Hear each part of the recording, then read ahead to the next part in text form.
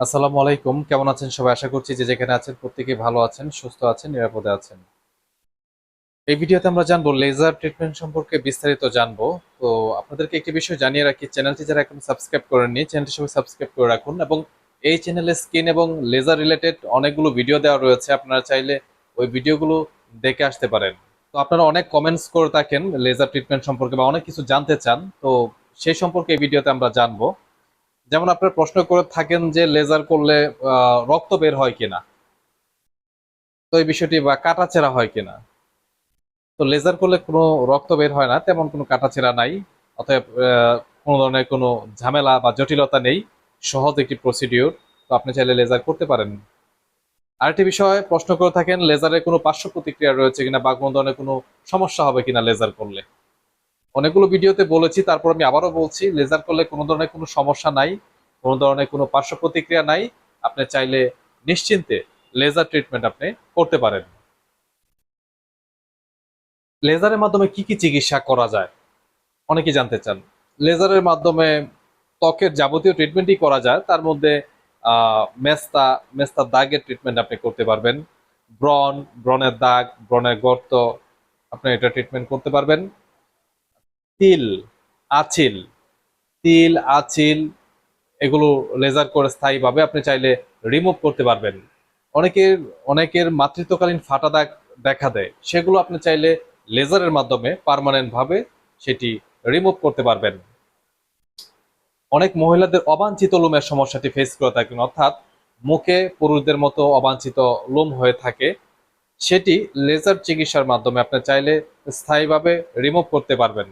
তবে অবাঞ্ছিত লোম রিমুভের ক্ষেত্রে বেশ কয়েকটি সেশনের প্রয়োজন পড়ে, 6 থেকে 7টি সেশন লাগতে পারে।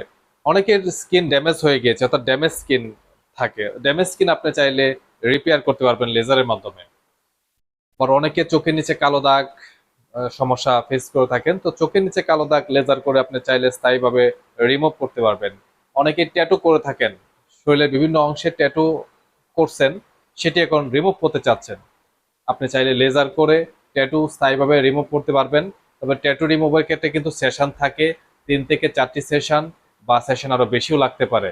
সেশনটা নির্ভর করে, অর্থাৎ এই ট্যাটুটার, অর্থাৎ আপনি যখন ট্যাটু করছিলেন সেটা যতটুকু গভীরে ওই ট্যাটুটা আপনি করছিলেন, অর্থাৎ সুইটা যতটুকু গভীরে গিয়েছে, এই ট্যাটুটা উঠতে সেশন তত বেশি লাগতে পারে। অনেকেই বলে থাকেন কার্বন ফেসিয়াল করলে স্কিনের কি উপকার হয়। স্কিনের ব্রাইটনেস বৃদ্ধির ক্ষেত্রে এবং ওপেন পোরসের সমস্যা দূর করতে এবং সানবার্নের সমস্যা অর্থাৎ রোদে পোড়া ভাব দূর করতে আপনার কার্বন ফেসিয়াল অত্যন্ত কার্যকরী। এখন বিষয় হচ্ছে কয়টা সেশন লাগতে পারে। অ্যাকচুয়ালি ট্রিটমেন্টের উপর ভিত্তি করে, অর্থাৎ আপনার সমস্যার উপর নির্ভর করে সেশন বাড়তে বা কমতে পারে। একটি গুরুত্বপূর্ণ বিষয় হচ্ছে খরচ কেমন হতে পারে, এটি গুরুত্বপূর্ণ বিষয়। লেজার যদিও একটু ব্যয়বহুল ট্রিটমেন্ট, তারপরও খরচটা ডিপেন্ড করে, চেম্বারের উপর ডিপেন্ড করে খরচটা হয়ে থাকে, এবং আপনি কি ট্রিটমেন্ট করতেছেন, কতগুলো সেশন লাগতে পারে, সেই অনেক কিছুর উপর ভিত্তি করে কিন্তু খরচটা মূলত হয়ে থাকে। সেক্ষেত্রে আপনি যে চেম্বারে লেজার করবেন বা যেখানে লেজার ট্রিটমেন্ট করবেন, সেখান থেকে আপনি খরচের বিষয়গুলো জেনে নেবেন। তারপর যদি আপনাদের কোনো কিছু জানার থাকে বা আপনারা কিছু জানতে চান, সেক্ষেত্রে আমাদের ভিডিও নিচে যে নাম্বারটি রয়েছে, নাম্বারটি ইমো এবং হোয়াটসঅ্যাপও করা রয়েছে। আপনারা চাইলে ইমো এবং হোয়াটসঅ্যাপে আমাদের সাথে যোগাযোগ করতে পারবেন। অনেকেই ব্লেডে কাটা দাগ থাকে হাতে, ব্লেডে কাটা দাগ লেজার করে আপনি চাইলে রিমুভ করতে পারবেন। লেজার করার পর কি কি নিয়ম কানুন মেনে চলতে হয়, তারপর যদি আপনাদের একজ্যাক্টলি জানা থাকে, আপনি যে চেম্বারে লেজার করবেন ওখান থেকে আপনাকে বিস্তারিত জানিয়ে দেবে। তারপর যদি আপনারা জানতে চান, সেক্ষেত্রে আমাদের ভিডিও নিচে যে নাম্বারটি রয়েছে, নাম্বারটি ইমো হোয়াটসঅ্যাপ রয়েছে, ওখানে যোগাযোগ করবেন, আপনাকে বিস্তারিত জানিয়ে দেওয়া হবে। ধন্যবাদ সবাইকে ভিডিওটি দেখার জন্য। চ্যানেলটি যারা সাবস্ক্রাইব করেননি, চ্যানেলটি সাবস্ক্রাইব করে রাখুন, এবং এই চ্যানেলে স্কিন এবং লেজার রিলেটেড অনেক ভিডিও দেওয়া রয়েছে, আপনারা চাইলে ওই ভিডিওগুলো দেখে আসতে পারেন। সবাই অনেক অনেক ভালো থাকবেন, সুস্থ থাকবেন, নিরাপদে থাকবেন। দোয়া করবেন আমার জন্য। আসসালামু আলাইকুম রহমতুল্লাহি আবরাকাতুহু।